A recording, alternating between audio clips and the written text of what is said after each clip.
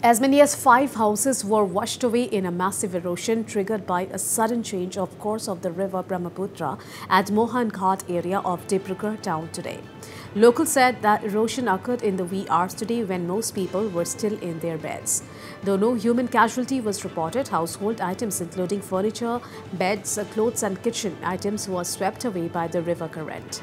Reports further stated that at least a dozen houses were teetering on the edge of the river and may topple over any time. In the wake of the looming danger, the Dibrugarh District Administration has started evacuating people living near the riverside. The Water Resources Department has also moved men and machineries to the spot to control the erosion. As per reports, geofiber bags filled with the silt and sand are being dumped along the river bank with the help of boats. However, the river current is proving to be a challenge.